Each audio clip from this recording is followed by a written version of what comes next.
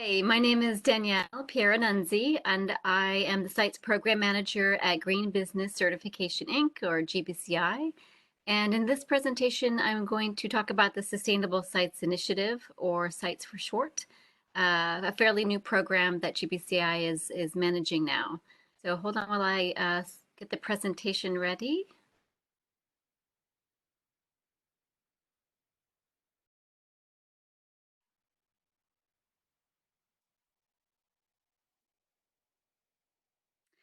Okay, hopefully you can see the screen. My name is, again, Danielle Pieranunzi, and I joined GBCI in July 2017 after spending about 8 years working on the development and management of the Sustainable Sites Initiative.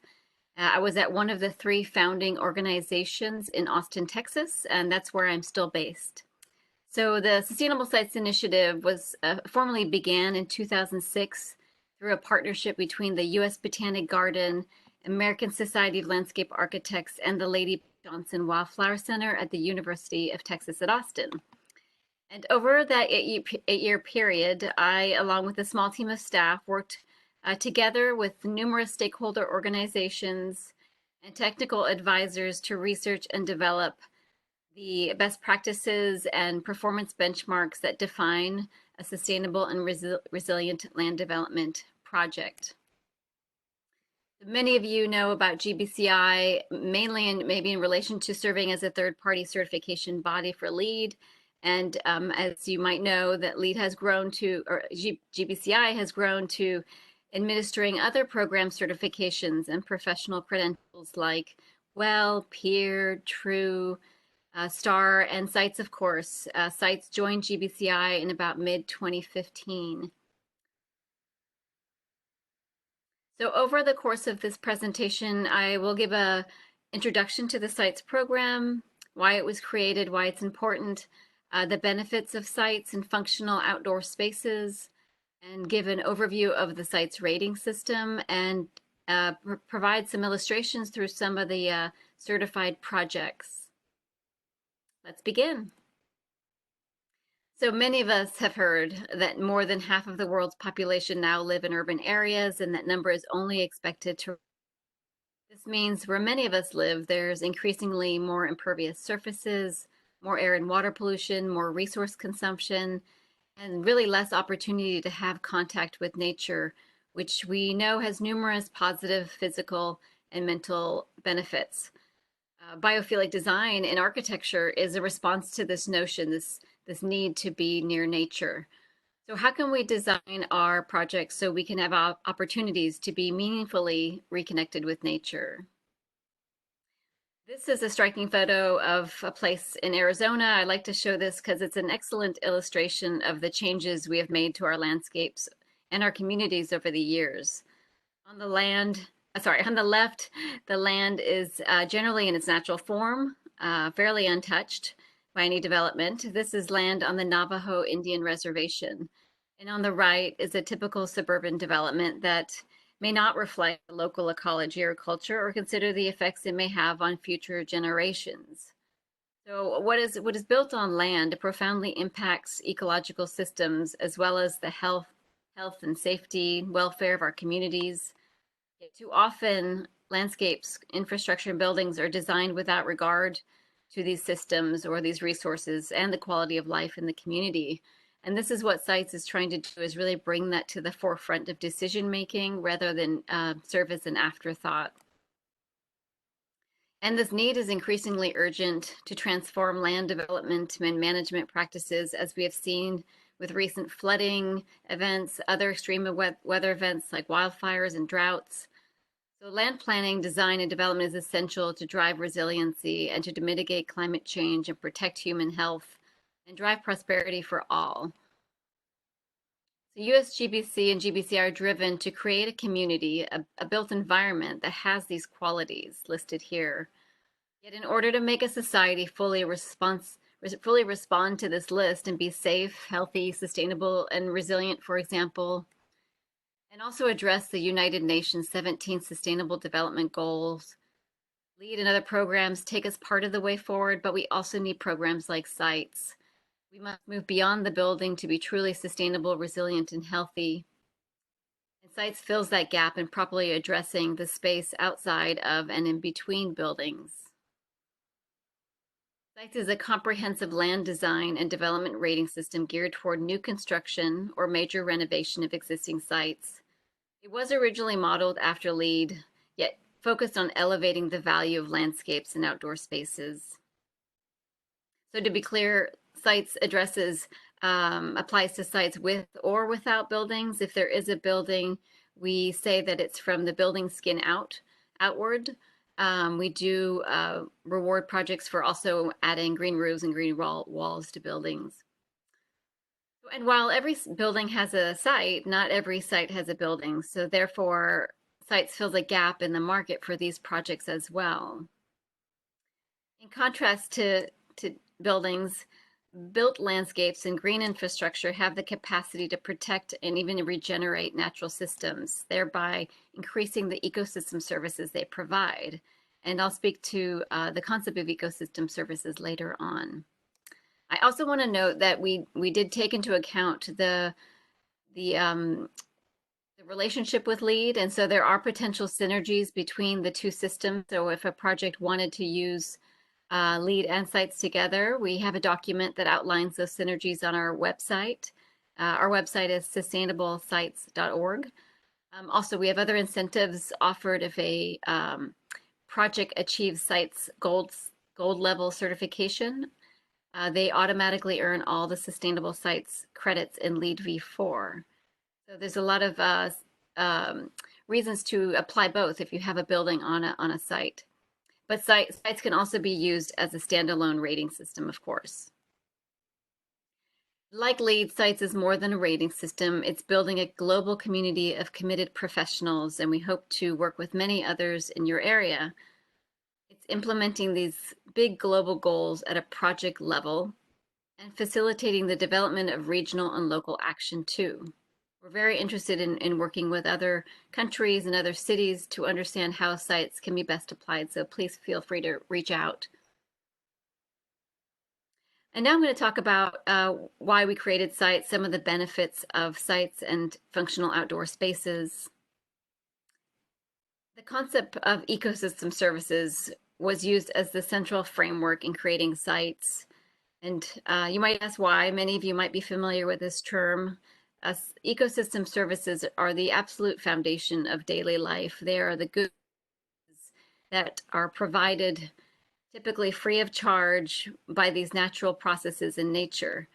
And so these is something that we can also design in our projects, is to protect and restore these services. So a foundational study that informed sites was the 2005 Millennium Ecosystem Assessment Report. This was a 4-year study involving more than 1,300 leading scientists around the world to assess and evaluate ecosystems which were placed into these 4 types of services. And I'll describe them because they were really very relevant in designing the rating system and the credits. I'll start on the right side, supporting services. And I start here because these services are essential to have to create the other services that are listed here. These are services that are sometimes invisible in a project. These things like soil formation, nutrient cycling. Without healthy soil, we won't have healthy plants and cleaner air and filtering water at the level that we really need. So moving along, provisioning services. These are considered products obtained from ecosystems. So think about food, fruit or vegetables that we get from, or medicine, fresh water. Regulating services. This is climate regulation, water regulation, water purification, pollination services, which we know are critical to our food supply, as well as cultural services. These are more the non-material benefits, but equally important is what we get from these systems in terms of access to recreation, even aesthetic, but also spiritual, educational, a sense of place, cultural heritage. These are all services that we get. And so again, this is sites was built around this idea of trying to protect and restore these ecosystem services on all types of project sites. Central message of sites, again, is that any project, whether the site of a corporate campus, city park, academic institution, or even a residential yard, has that potential to conserve, restore, and create ecosystem services. Sites certified projects help to reduce water consumption, manage and treat stormwater runoff, provide wildlife habitat, reduce energy consumption, improve air quality, improve human health, and increase outdoor recreation opportunities, among many others. Green infrastructure is promoted throughout sites as a means to achieve optimal performance with multiple benefits. For example, a rain garden not only manages and treats stormwater runoff through the use of soil and vegetation-based methods, this approach can also reduce urban heat island effects, protect air quality, support wildlife habitat, as well as provide human health benefits. Embedded throughout sites is this notion of resilience, designing sites that protect existing functions like floodplains, from floodplains or wetlands, can help to help sites recover and adapt, respond quickly to any disturbances that it comes their way. So in addition to reduced impact on the land and for the community, sites projects also help to save money. Studies show that sustainably designed outdoor spaces can use less energy by utilizing energy efficient equipment and lighting, by strategically placing trees and other vegetation near or on buildings, and by taking advantage of alternative energy such as solar, geothermal, and wind, to name a few. These strategies not only lower utility bills, but they also reduce the need for dependence on fossil fuel sources, which help reduce carbon emissions. Sites projects also use less water simply by using the right plant for the right place. Can help with that, as well as other methods such as capturing rainwater or stormwater runoff, all saving a very precious resource of potable water and reduces water bills. Sites projects also use fewer resources by using materials with recycled content that are durable, that have reclaimed materials, and also using regionally sourced supplies and materials can reduce transportation and emissions. They also produce better air quality and provide a healthier and happier environment for people by offering access to the high quality landscapes that sites provides, fresh air, reduced contaminants in the space. This optimizes health and well-being, and there are also several social reasons that people use for using sites. We also encourage sustainable business practices by how we source materials, creating a sense of community by really reaching out to the community before the design has been set to understand their needs, designing the site so it's close to public transit, it's walkable, also hiring local workforce or purchasing from local businesses. So many reasons there to help with the community, the local economy in the community. So sites is fairly broad system in terms that in relation to how it applies to various different kinds of project types and sizes and locations. It can work for a greenfield site, it can work for a brownfield site, very urban site, or a rural site. So we've seen many different applications, and it works across the board. We have all our certified projects on our website. If you want to take a look at some of these in more detail, these are some images of some of those, and I'll talk a little bit later of a few of them. But just to look at one closely, this is these photos show the tremendous potential of using sites also when used in addition to LEED. This is actually a project in St. Charles, Missouri in the United States, and it's a LEED Platinum project. And on the left, after it received its certification, the clients were not very excited about the landscape design. So they had heard about sites at the time and entered the pilot program when we were field testing the draft version of the rating system. And you can see here, it went from a simple detention pond with one function to really engaging, inviting space with multiple benefits. So now it really gets people outdoors.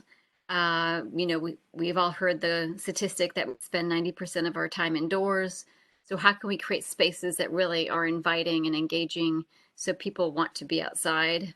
And so this, you can see with these steps and also this pavilion that people come out for taking just breaks, but also having informal meetings or lunch outside, exercise class.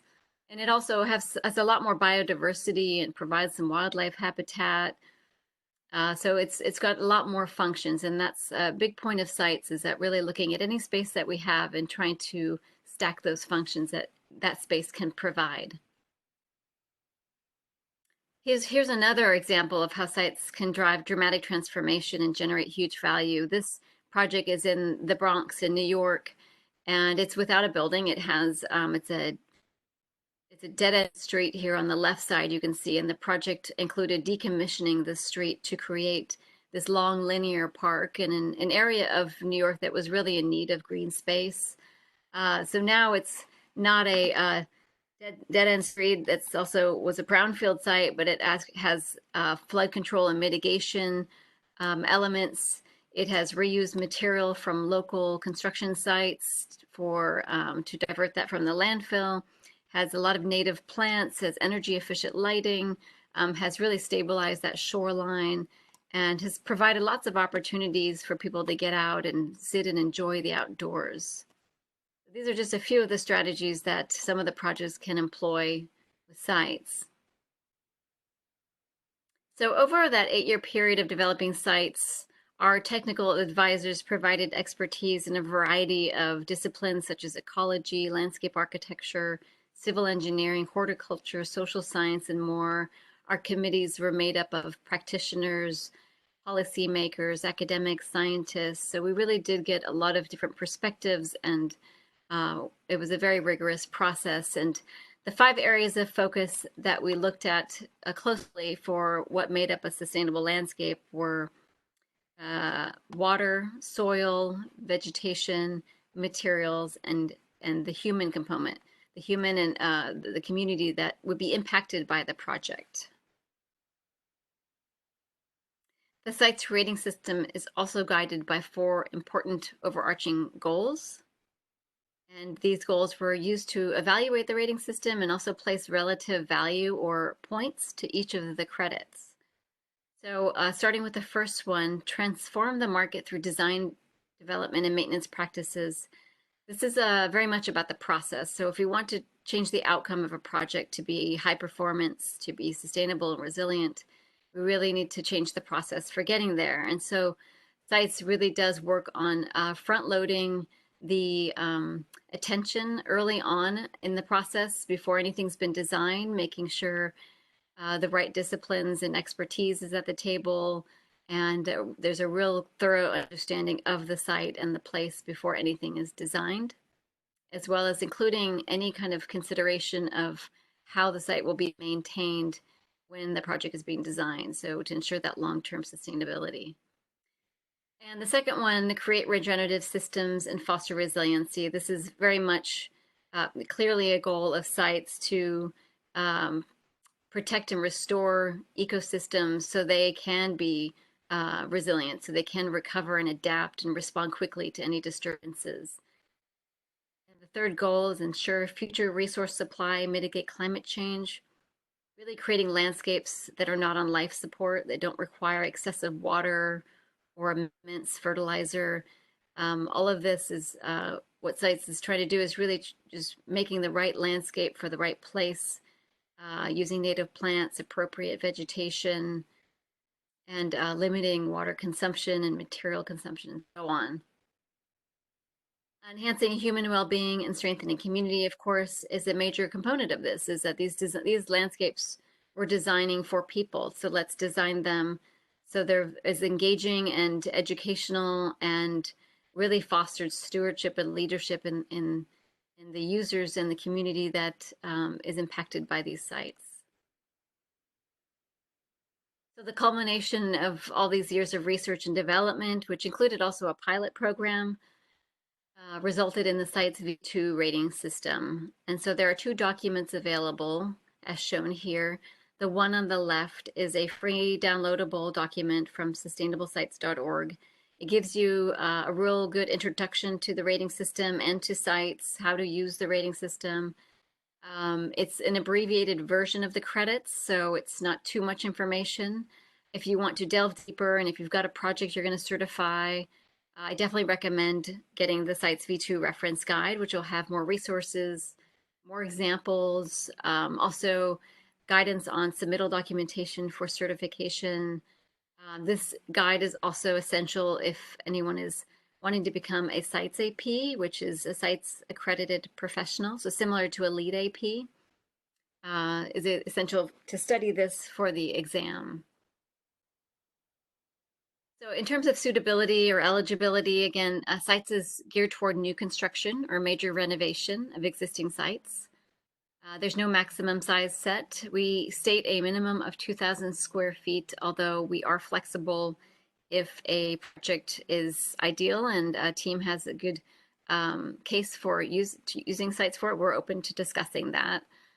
It's available again anywhere in the world, and we do early engagement here, not as a requirement, but strongly encourage that projects engage with sites early on in the process, engage with GBCI as early as possible.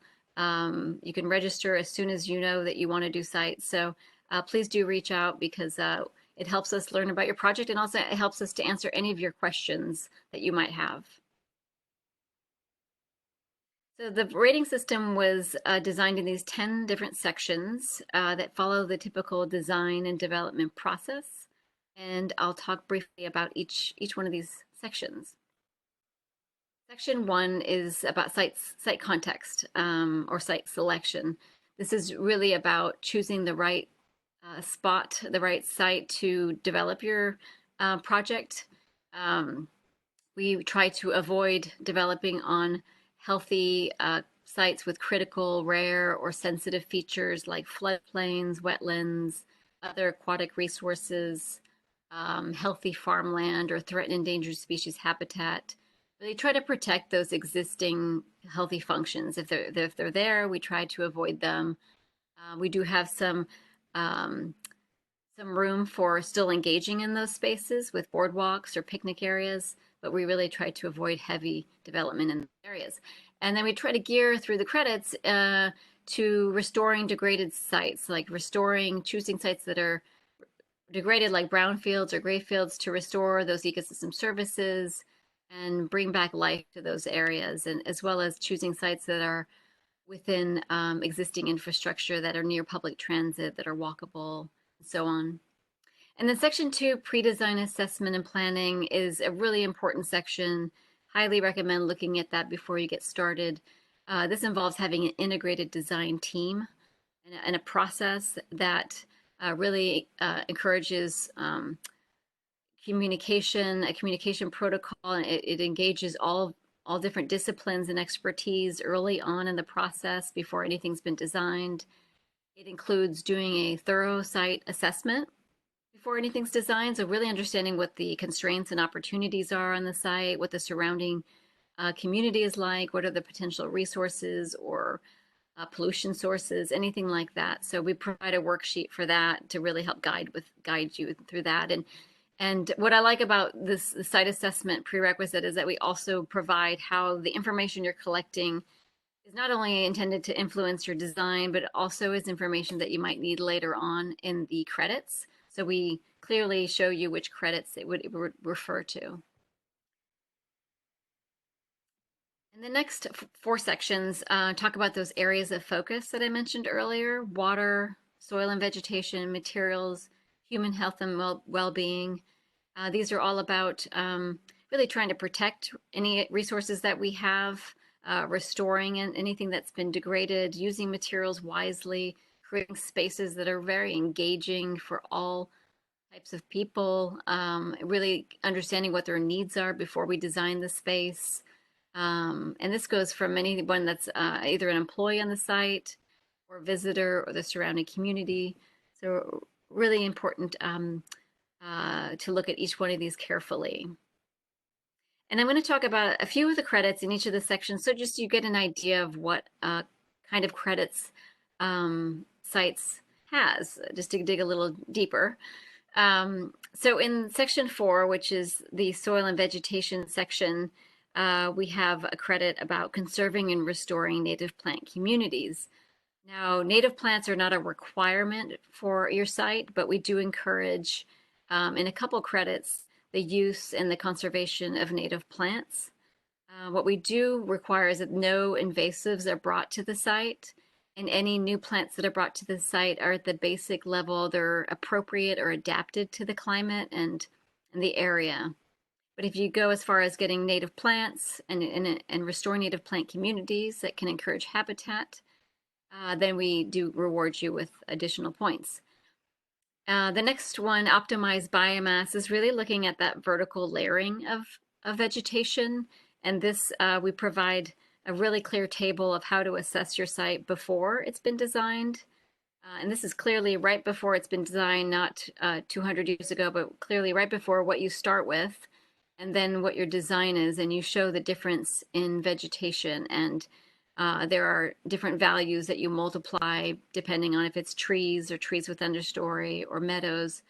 And it's all related and calibrated to your region. So this is about really optimizing biomass for ecosystem services. And this next example is reduced urban heat island effects, very similar to the lead credit about using vegetation to reduce that the heat coming off pavement, whether it's a green roof or you could use a green wall, use trees to shade pavement, so on.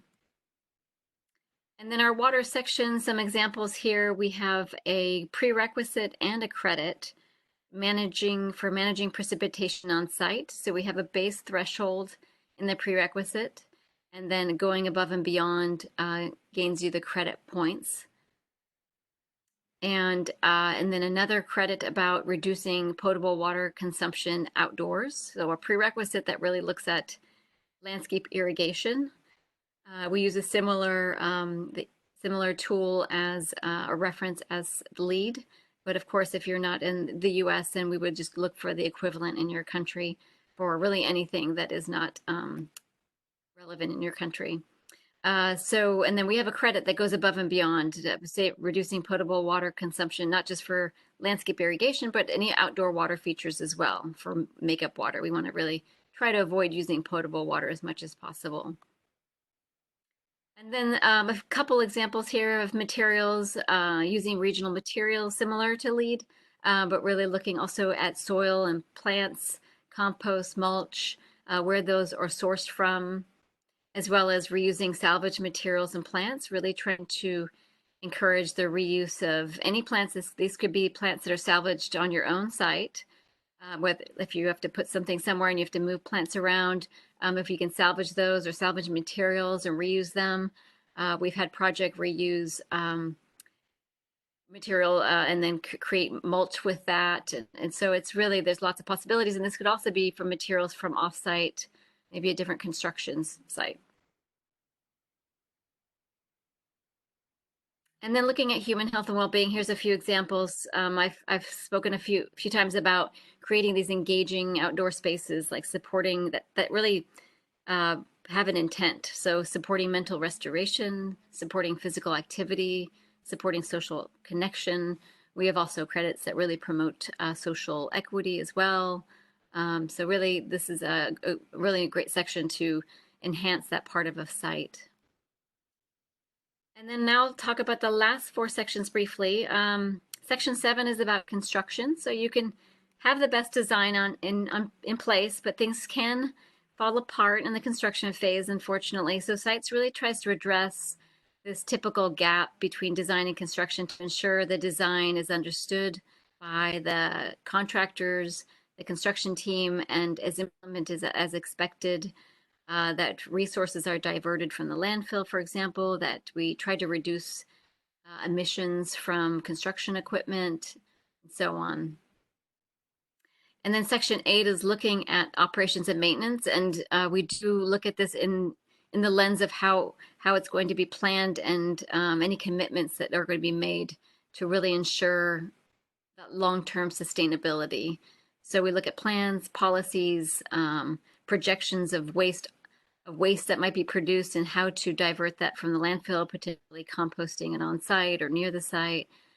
So this is really critical, and it's not something, maintenance is not something we want people to think about after construction. We really require that early on in the section 2. When you have an integrative design process, we require that somebody who is familiar with maintenance weighs in on the design. So they are thinking about not just the design as it stands right then, but how will that function when you're in that operation and maintenance phase? Is it going to be sustainable?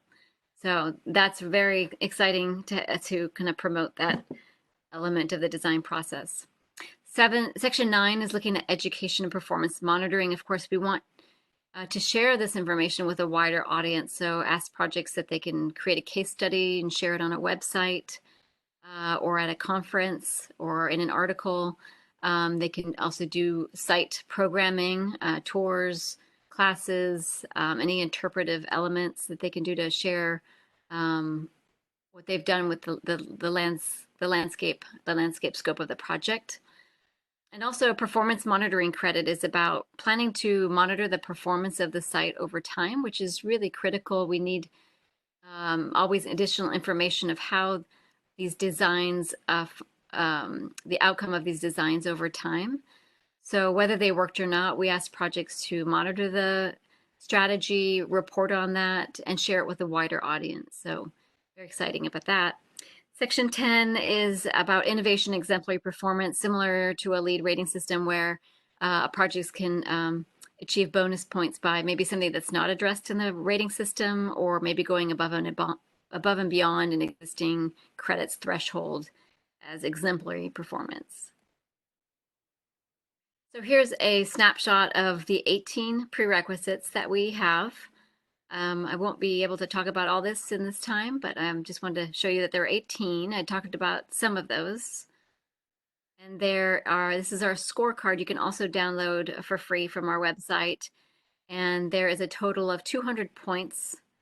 48 credits are optional. So out of that, and I say optional because you need about 70 points to be certified out of the 200. And if your project can reach 135 or above, you'll reach the platinum level. So, and I also, again, want to mention that if a project is going after sites and lead, if they achieve that site's gold level, they'll automatically earn all the sustainable sites credits in lead V4, B, D, and C, if they're pursuing both of those rating systems together. Again, there is a synergies document on sustainablesites.org, the resources page, if you want to look more closely at the synergies between sites and lead B, D, and C, and lead for neighborhood development also. Here is the pricing structure for project certification, and it's based on a flat fee, so it's not based on project size or budget. And we do provide a discount for ASLA members and USGBC members at the silver level and above. And we do also provide a discount if you combine your payment of registration and certification together. I do also want to point out we have a pathway or pre-certification pathway that's optional. This allows some project team and their client and to determine which credits and prerequisites their project is likely to achieve during the full certification review. So we provide a worksheet, and it's less documentation, of course, in the certification, but it's really based on your design and your plans of what you intend to do. And we provide you feedback. It's a real review. And you provide a site plan and any other kind of additional documentation that the worksheet asks for. And sometimes the pre-certification helps projects attract community supporters, funders, and even expedite permitting in some localities. So there's lots of reasons for that. We're seeing a lot more interest in pre-certification too. Accountability throughout the process. I want to talk about this because in addition to sites providing guidance and metrics to achieving to creating a sustainable landscape, sites offers this accountability throughout the process. The party verification helps guarantee that each project can save energy, water, resources, reduce overall impact on the environment. Site certification provides that transparency and validation and ensures that clients get what they pay for. So we've heard from many people that things get value engineered out throughout that process. So we really try to encourage certification to really make sure those project goals are met and the client gets what they paid for. So without that insurance, projects can face various market disadvantages. The project goals can get compromised. So we really encourage projects to go through that certification process and ensure the outcome that they are desiring. And it also is certification is a prominent display of leadership that has a large impact on the community and maximizes the overall quality of life for everyone that uses the site, but is also that can learn from the site. We can really bring exposure to your project to a wider audience. The hallmark of sites is also the implementation of that integrative design process that I mentioned earlier. Again, this means that the entire project team comes together early on from the beginning so that time, money, and resources involved in designing and constructing the site can be maximized. So for you, this means fewer delays and cost overruns and a more successful outcome. And this is a quote from James Corner, a prominent landscape architect from field operations who worked on our second certified V2 project. And on the designer side, it's great to see a quote saying that sites was an important tool that kept their entire team accountable to a standard of best practice and resulted in an unprecedented project, the transformation of Chicago Navy Pier. So if you're not familiar with this project, please check it out. It's in downtown Chicago. And so this is not just for the clients, but also for the design team, the project team, to help guide them. We're also seeing interest in sites being advanced into policy. U.S. General Services Administration, which is a federal administration that owns and manages many federal properties like courthouses, land port of entries, other federal office buildings and data processing centers, post office. And so they have adopted sites for their capital construction program.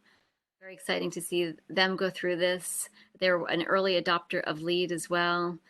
States like Rhode Island are also adopting sites into their Green Buildings Act.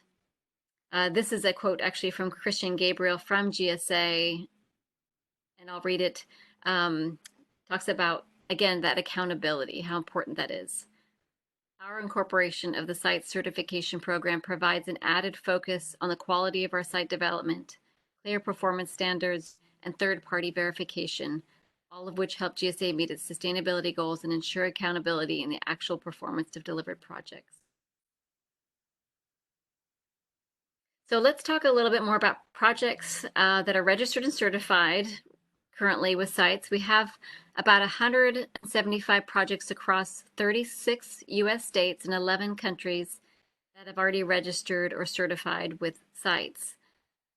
Here you can see this is from September 2019, the mix of project types that are applying sites from open space park projects, government, mixed use, commercial, educational. We're definitely seeing lots of university campuses, streetscapes and plazas, institutional, botanic gardens, and so on. We have also even a cemetery. So it's a very good mix and show that it's not about the type of project, but really the idea of implementing sustainable and resilient outcomes.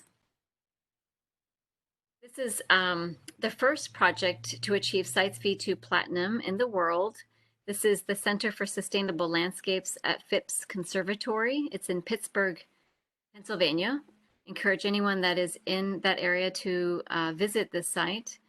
They have not only the Sites Build project, but they have also many other certified projects on this campus. So the Center for Sustainable Landscapes is considered one of the greenest projects in the world, having achieved Sites LEED WELL certifications in addition to the Living Building Challenge. It was initially developed as on a brownfield site, so you can't tell by these images, but there was essentially no existing natural land covers or ecosystems to really preserve or protect. It's this education, research, and administrative facility can now manage a 10-year storm event using soil and vegetation-based methods, and features a 1.5 acres of new green space with over 100 native plant species. It's also net zero water, so it's treating all storm and sanitary water captured on site. It's net zero energy, generated its own energy through photovoltaic solar panels and a wind turbine, and many other features. This next project is the Dell Medical District at the University of Texas at Austin. And running directly through the middle of the medical school is Waller Creek. This is a previously very neglected urban stream that played an integral role in influencing design efforts. One of the key elements of this project's design focused on improving the ecological function of the creek corridor, which included removing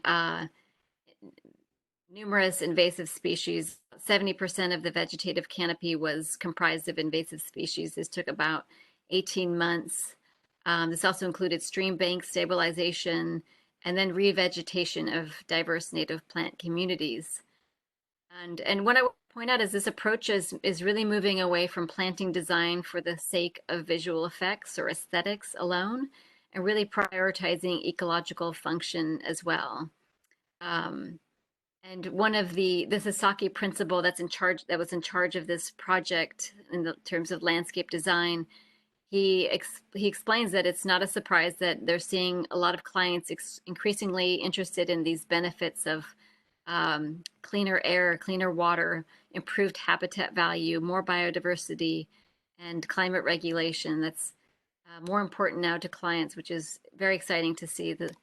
And as a hospital, a teaching hospital, medical school, this is amazing to see because we have seen many studies where surgical patients that have a view of vegetation heal faster, they're released quicker when they have that view of vegetation compared to other patients that are not that do not have these views. So there's a lot of other social benefits for employees as well and patients to having this access to nature.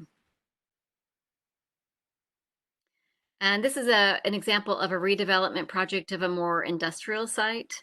So the top left, you can see a couple before images, very concrete laden industrial site, no green space. The operations costs to running this aging facility were very high.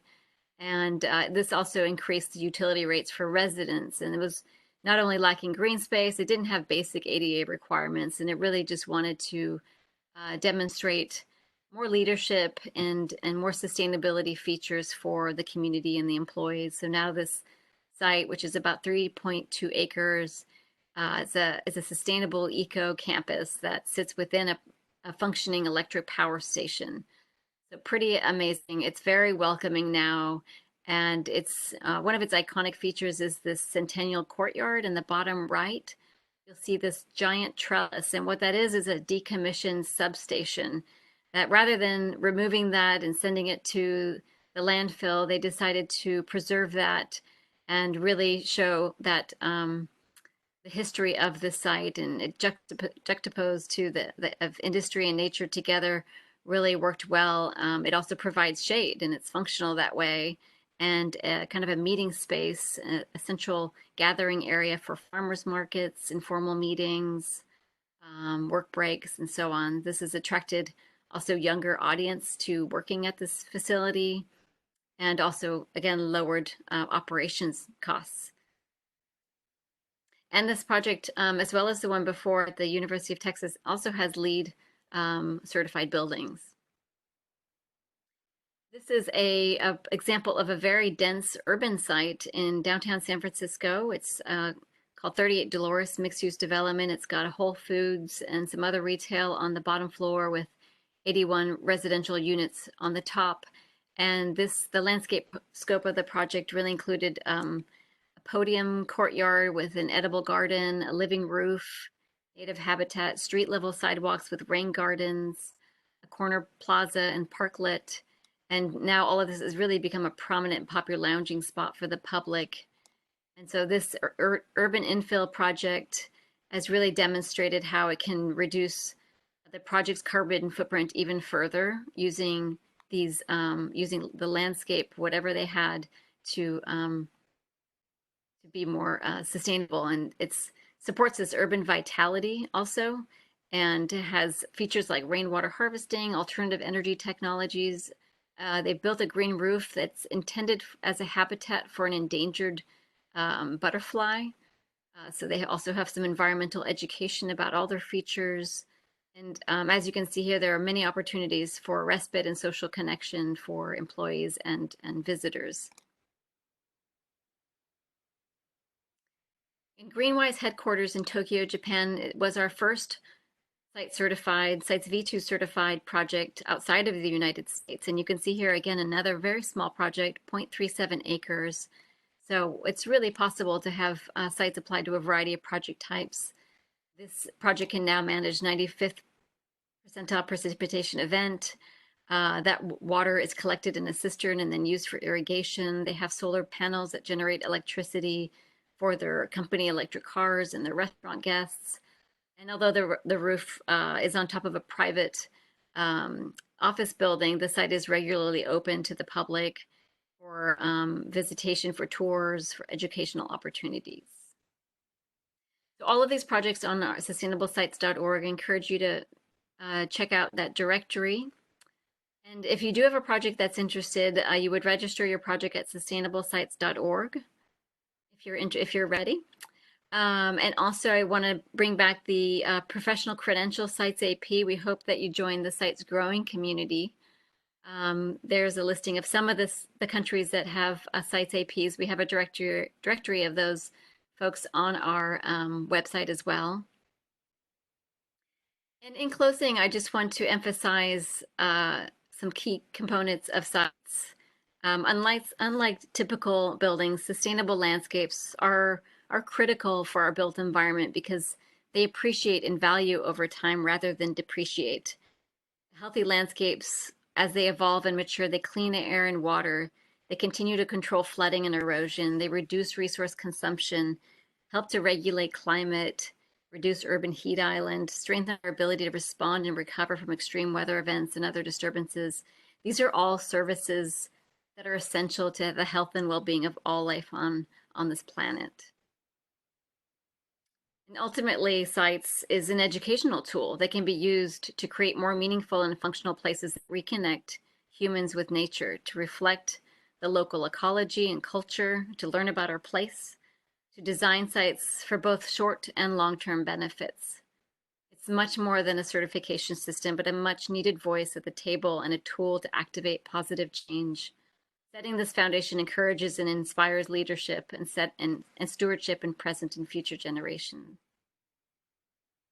Thank you so much for listening, and for hopefully you contact us with any questions about sites. We have a general email, sites@gbci.org, or you feel free to contact me directly. There is my email address right now. Thank you so much.